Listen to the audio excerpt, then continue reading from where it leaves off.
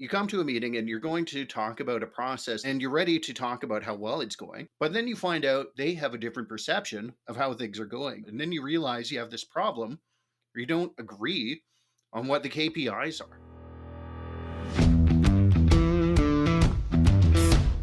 Technology is transforming how we think, how we lead, and how we win.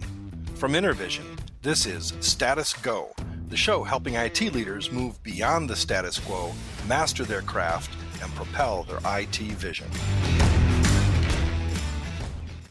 Welcome to Status Go. In this episode, we continue examining the technology trends that need to be on the minds of tech leaders during 2023. Like many of you, we spend a lot of time thinking about the future and trying to understand its impact on the present. I personally do a lot of reading in this area, and I recently had the opportunity to read Tech Trends 2023 from Infotech Research Group. It is a great report. It focuses both on strategy as well as tactical advice. I'm incredibly excited to introduce today's guest, Brian Jackson. Brian is the report's principal author. We will discuss his findings and some of the actions Infotech recommends for 2023. Welcome to Status Go, Brian. Thanks for having me, Jeff. Pleasure to be here. Hey, Brian, before we dive into the report itself, would you share a little bit about your background with our listeners just so they get to know you a little bit? Yeah, happy to. So before I was at Infotech Research Group, I was the editorial director at IT World Canada, and I covered the IT industry for more than a decade. I eventually led the editorial team there. Publications like IT Business Dossier, IT World Canada, we had Canadian CIO as well. Several different angles into covering the IT industry. So I'm no stranger to the world of IT. I've been to almost every IT conference you can think of over the past 10 years and interviewed hundreds of different executives that are in the industry. That's excellent, and yeah, I can imagine you've been a road warrior going to those conferences. But Yeah, I as remember a that writer, time when I traveled to places. That was nice. yeah, yeah, Yeah. yeah. Uh, as a writer, I always look at how other writers present their ideas, and the metaphor you weave through this report is that of a chess player, rather a chess grandmaster. Why did you choose that metaphor for this year's report? Have you ever heard of the Mechanical Turk? Yeah, Yeah, that's where it started because we were preparing our keynote version of the tech trends for our conference live. And I was thinking of what's the hook to get into the story. And I was thinking of all the hype that was happening around the tech trends. And uh-huh. my impression of the tech trends at that time was, you know what, there's actually more hype than there is substance at this point because there's some certain companies that are a bit too enthusiastic and sort of overstating the capabilities of their technology. And then I Hmm. was reminded of the Mechanical Turk, the 18th century automaton that was created by Wolfgang von Kempelen, which toured the world and played chess against people like Napoleon Bonaparte and was extremely good at chess, beat almost everybody it played.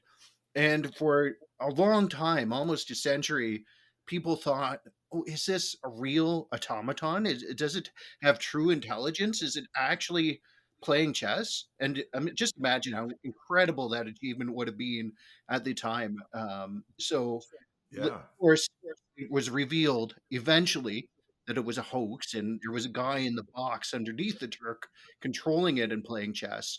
But that made me think then of Gary Kasparov, right? And yeah. IBM's Deep Blue computer, which did play chess with artificial intelligence and did beat the world chess champion in 1997. So that's where the metaphor came from, and I tied it into the trends report. I love that, and I love how you set it out in the introduction, and then you weave it throughout. The other thing I really like about the report is for each of the trends that you identify, you provide a description that's a pretty I wouldn't say in depth, but it's not a light touch description either. It's typically a page.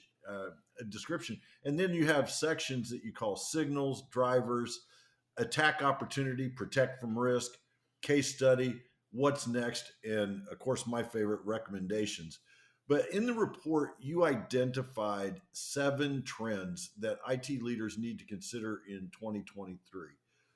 What are those trends and how did you end up aligning them? Yeah, okay, great. So we'll go through the 7 trends just quickly. I'll name them and then we'll dive in where you're most interested. I think, Jeff, that's the Yeah. best way to approach this. But when we were sorting through this, we were, of course, thinking of the last trends report we did. And in 2022, it was sort of a very exciting time, and we felt like we were accelerating into this growth phase. So it was all about growing in the digital economy, and we wanted to send this message to technology leaders about how can you support your organizations through these opportunities and through the perhaps a period of growth. And we're still continuing that theme in 2023. We still want to do that, but we're also coming into a time of more volatility. And we have to Mhm. recognize that. So we have 2 groups of trends. The first group, we have 4 trends in that growth area of attack new opportunities. And then we have trends in the other category of protect from volatility. So, in the opportunities area, we've got the metaverse, generative AI, industry led data models, and sustained digital processes. And then on the other side, protect from volatility, we've got ESG, analytics and reporting, zero trust security, and recession preparation. Well, and dividing them into those two really does play into that chess metaphor, right? Because you need to attack in chess, but you also have to protect, and I love that. And I have to confess, I really struggled with which of these do we want to spend time talking about today? Because in a 30-minute podcast, we can't talk about all 7. And some of them are just so exciting. The metaverse, for example. I mean, that's people are talking a lot about that, and of course, generative AI with the release to the public of Yeah, Chat GPT yeah, is the yeah, one that's everybody's that hooked on right now. Yeah. yeah, everybody's talking about that. But what I really wanted to do was focus on some areas that maybe are a little more pragmatic for our listeners, things that they're really thinking about. And so, what I'd love to do is look at industry led data models, sustained digital processes, and zero trust security, because I think those things are going to be top of mind for folks. So let's dive into that industry led data model first. Can you describe that trend at a high level for us, Brian? Yeah, so the trend is about industry specific expertise and how it's helping turn data collection into insights and pushing more back office operations to find analytics driven efficiencies and creating new revenue generating opportunities for organizations. So I feel like for years now, probably more than a decade at this point, we've been talking about this myth of how technology companies use data to drive their business models. Hmm. And you see, let's look at examples that everybody knows, right? Netflix, it has that recommendation algorithm about what you should watch next. And Yep. actually, it's usually pretty good. You can find shows on there. Like people do use that to find content. And then Yeah. Amazon, right? Another classic example with its e commerce business. How did it become an e commerce giant? Well, they know what you want to buy next, and they know when you need to refill your vitamin subscription, Yeah. right? So Yeah. there's these personalized data algorithms that are so powerful in driving the business and connecting it to exactly its revenue generating activities there. But that's been harder to adopt for legacy industries. So when you look at organizations that are in the healthcare industry or in Mhm. manufacturing or even finance, right? It's just a little bit more difficult to, because not everything can be automated, and the data that you want to collect tends to be trapped in these siloed systems that are Mhm. not these modern data platforms, right? So this is what we're seeing now is there's more maturation in this area, and organizations are starting to realize the value of data driven insights, and we're seeing this combination of the industry based expertise talking about these legacy industries, and the technology provider side coming together to solve these problems, solve these challenges, and work the data insights into the processes that are actually taking place in these organizations. So are we aggregating data from the tech companies aggregating data from different clients? So if I'm in one of the more traditional areas like manufacturing here in the Midwest, that's one of our top sectors. I'm sharing my data with maybe a tech vendor who is then mixing it in with my competitors' data in some way. That's one example of how this could come into fruition, right? We're seeing these sort of, let's look at the cloud providers again. And what you see companies like Amazon and Google and Microsoft doing with their cloud services is creating clouds around industries, right? So if you want to tap into the powerful cloud services that are available, you don't just get the same flavor that everybody else is getting. You're tapping into an industry cloud product set now, or you're going into, whether you're manufacturing or media or retail, Amazon sort of segments its services in that way. So, in that model, right? And I've even seen this as sort of a model like on the Salesforce backend. You can opt in to share your data into this anonymous aggregated cloud, right? And that's important. You have to be Yep. able to opt in. Yeah. But the way they do it is if you don't opt in, you don't get the insights from the other industry. It's like give your data to get the benefit To of get, everybody yeah, else yeah. sharing theirs, right? And then you're able to benchmark yourself against what other companies in your industry are doing, which is extremely useful. And the really powerful trend that I'm seeing is that companies are actually partnering with these technology providers to harness the technology and develop the processes themselves to tie those analytics into what they're doing to do everything from train their own data models, including artificial intelligence, or Mhm. just to push analytics to the right place at the right time. So when you need to make that decision and you're doing your job, you see the data and it helps you decide, and it becomes obvious what to do because the statistic is right in front of you.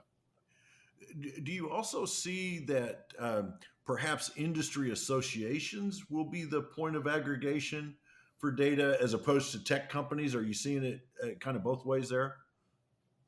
Yeah, that's an opportunity for industry associations that they should be considering, right? And what you would need is some sort of data platform. And what are you going to do to entice people to share their data with you, and then push out the data back to them that would be most useful? And it's sort of like this data as a service concept.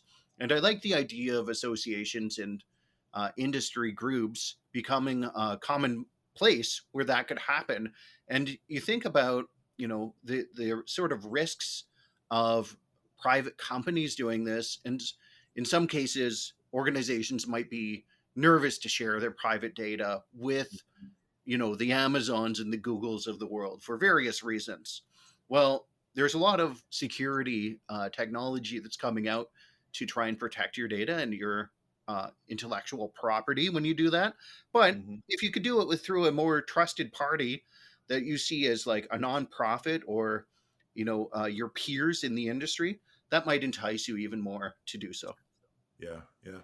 Well, as you lay out in this report, it's obvious that you're taking into consideration that not everybody's at the same place on these continuums on these trends, and so for someone who is just beginning to think about industry data sets and that sort of thing, what are some of the first things that you recommend they pay attention to and maybe take action on? Yeah, that's a great question, because depending on your maturity in these areas, you're going to be coming at it from a different angle, right? Not everybody's ready to take their data and train an algorithm tomorrow, right? That takes some back end work. So, every organization that I've talked to, though, that's being able to do this extremely well. They talk about the importance of cleaning the data, right? And it sounds sort of like, well, that's boring. And it's like brushing your teeth, right? It's the hygiene that we don't want to do. But data hygiene is a real process that we need to pay attention to in organizations.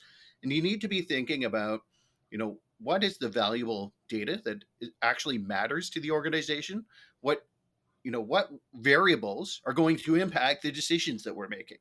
And Hmm. what's your source of that data? How are you collecting it? How are you making it available? So you're building this data architecture that's clean, right? But has good data, removes the redundancies, and is ready to feed into some sort of analytics model or train an algorithm. Boy, a lot of times it really does come down to those foundational steps of having a great governance process, implementing that across the organization, so that even internally you end up with data sets that you can derive insights from. Whether you end up sharing Mhm. them or not, you really need that layer, don't you? You absolutely do, even to harvest the value for your own organization. And that's in the data that we collected in our survey. We see that most organizations value data in terms of what is going to improve their products and services, right? And next after that is what is going to help us reduce the costs of running our processes. So you realize that data is valued and it can contribute to existing products and services or operations. And when you think about it in that terms, it sort of helps you limit, what data really matters. Yeah, yeah. Well, let's move on to the second one that we're going to Yeah. dive into today, which is sustained digital processes. Before we get to that specific, though, it occurred to me that we should have mentioned as we were talking about the overall report is you have some great images Hmm. that are in this report. Am I correct that I read that they are AI generated images? Yes, they are. Our design team at Infotech decided that because we were discussing generative AI in this report, and we have a case study about an artist, Rob Sheridan, and how he was a very early user of Midjourney, which is one of these AI generating or AI image generating bots that's available. So we said, well, this is available to us. Why don't we try to create the visuals for the report using Midjourney? And that's what they did. So all the visuals you see, of course, there's text that's placed on top of them, and that's one Right. thing the image generator can't do is create sort of the text on the images. If you try that, you'll see it comes out all garbled. It doesn't make any sense. But in terms of the actual image that was created there, it's all from Midjourney. So I thought it was Yep. beautiful, first of all, and it's just a really compelling idea that shows you the promise of generative AI and what it can do. Yeah, it reminded me when I brought up the sustained digital processes because the image, it's a beautiful image of a butterfly in the forest, and Yeah. uh, wanted to make sure we pointed that out. All right, well, let's talk about the sustained Mhm. digital processes. What do you mean by that? Okay, so we've been through this period of intense digital transformation during the pandemic. What have we heard about the last couple of years, right? How many times have you heard this, Jeff, on your podcast or in your reading, even that digital transformation is accelerating, right? And what that Mhm. means is that organizations have been digitalizing their processes and automating them at a rapid pace because we had to, right? If you were doing things physically before in person, well, that wasn't available to you at the height of the Right. pandemic and when things were most restrictive. So you were sort of pushed into this digitalization effort. And now that we've come out of that period, right, and things are more open in the economy, right, so people have the physical interaction option again. Well, we're seeing that organizations are taking their foot off the gas pedal on Mhm. digitalization. They're still doing it, right? It's still activity that's happening, but not as quickly, not as rapidly as it was before in terms of the number of processes that they are digitalizing. And instead, they're looking at all the work they've done. And they're thinking of how do we get the value out of that investment? And how do we make sure that our operations are actually following this digital transformation plan that we made? And they're looking to harvest new insights out of the opportunity that they've created by creating this sort of modernized digital infrastructure that they're operating on. And I love the way you start this section out, just the kind of the headline digital transformation is a journey, not a destination. In other words, you're never really done with your digital transformation. Right. Yeah, it would be nice if it was like the butterfly that you see on the report there. You know, the caterpillar starts off, it's the larva stage, and then it transforms into the butterfly. Journey complete, right? This is the transformation. We know clearly what the starting point is and what the end point is. But in Yeah. digital transformation, it's never really done, right? Like we can always find new processes to digitalize and new ways to use technology to harvest value from the organization and do things differently. So that's why I say it's this ongoing Yeah. process. And we have to realize that just because we've now migrated to this modernized cloud ERP system that we're running all of our processes around, well, that doesn't mean that you're doing it perfectly or you can't find areas to improve. This theme that you write about in this report, Brian, the attack opportunities, protect from risk, uh, on digital transformation. What are some of the opportunities that you see companies really need to look into and go after in 2023? Yeah, great. So, first off, we have improved back office efficiency, which is sort of the reason that we're digitalizing our processes in the first place, right? Why are we going through all this, and why do you change something from a manual and human interaction way of doing it to a digital way using software? It's because you want to automate that task.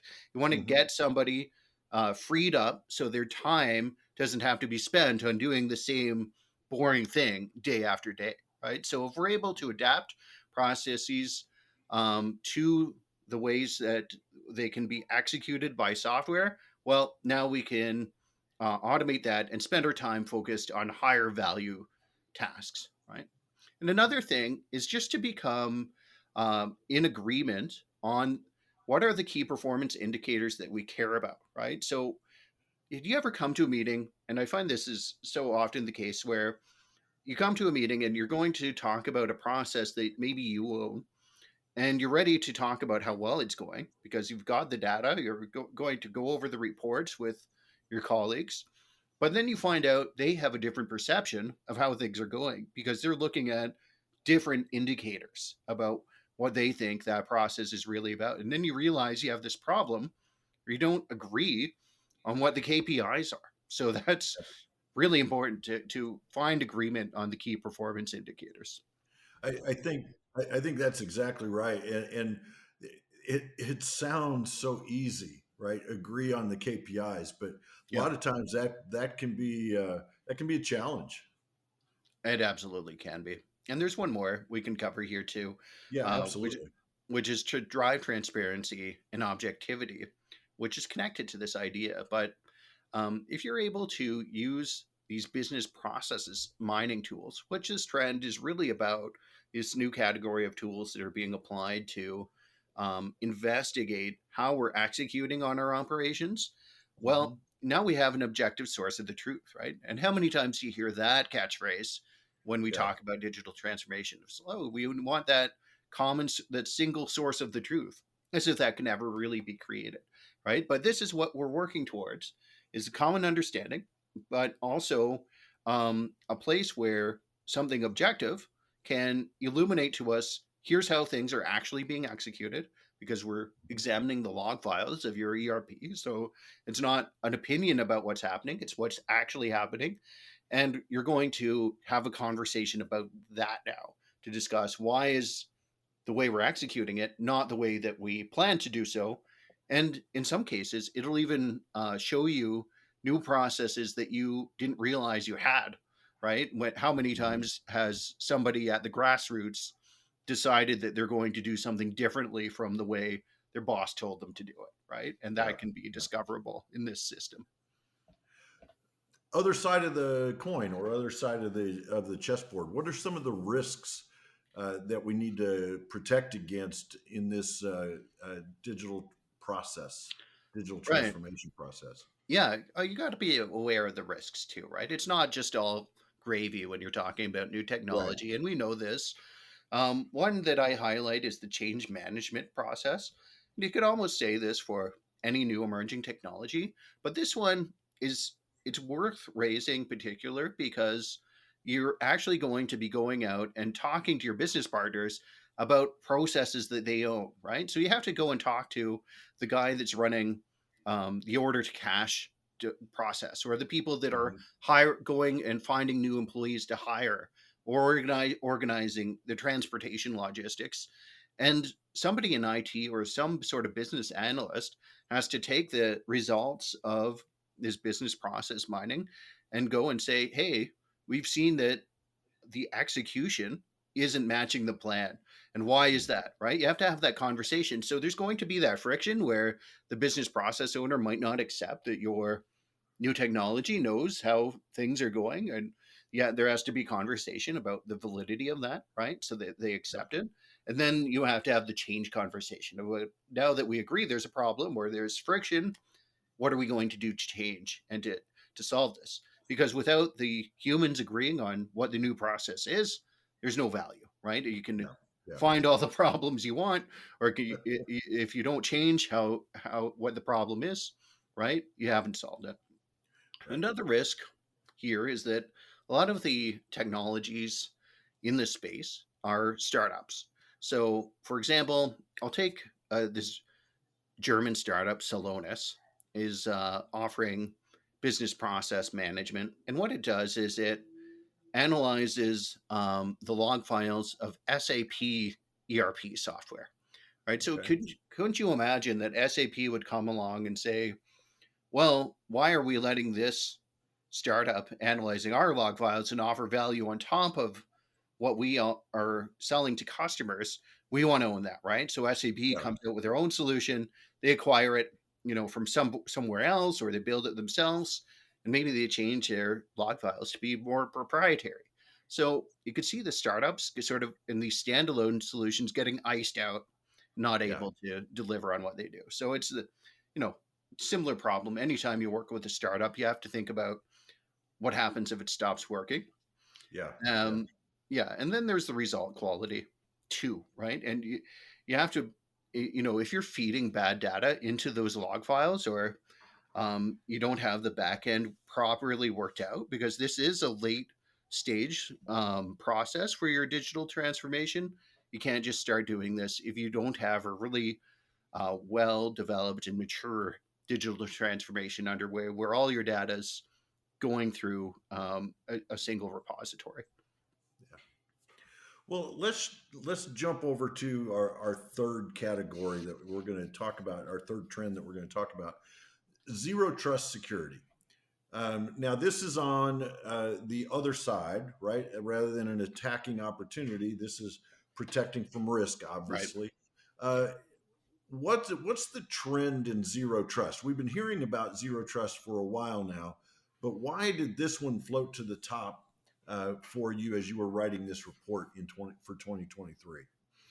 Well, last year we were looking at sort of the threat of ransomware as being the trending cybersecurity risk. And it seemed like every other week there was a new headline about Hmm. ransomware affecting a new organization. So that's sort of like the payload that hackers are delivering through all these vulnerabilities that exist out in the world there, right? And the big problem was they're getting to these organizations, they're getting to their victims through the software supply chain. So a company trusts its software vendors generally, right? You install, Microsoft Office, you assume it's going to be secure. There's not, as long as I'm on top of my patching, I'll be safe from Right. getting hacked there. And that turned out to not be the case, and you remember some big headlines about certain software vendors that didn't cover all of the bases in terms of those 0-day exploits. And Yeah. that turned out to be a backdoor into many organizations' networks, right? So you Right. get in through the back Right. door. So how do you protect against vulnerabilities when it's sort of coming from inside your own house, right? This Yeah. is the idea. And the answer is zero trust security. Because we're saying that, okay, we're in this new world now where there's no longer a perimeter, right? Everybody's working from everywhere. And we can't even trust our own software supply chain. There might be vulnerabilities in the software that we're using because it's adopting like all these different pieces of open source code, or it's like a Russian nesting doll. Every piece of software contains in it all these different other pieces of software. So zero trust security is the framework that says we're trust no one, right? It's like the Fox Mulder of security frameworks. And Yep. yeah, so instead of trying to limit the access to the vulnerabilities and block connections to your network from the outside and saying the people inside are trustworthy, it treats everybody equally. So you have to constantly verify your identity and authenticate that yes, you're Jeff and you have access to that data or to that application, and that Yeah. you're allowed to move forward and access it. And if you don't authenticate, then you can't even see it. It's like it's not even there on the network. So you Yeah. don't even know that it can be exploited because to you it doesn't exist. So this is Yeah. the idea. And, it's not just like us saying this is the answer. Zero trust security is the best way to approach it.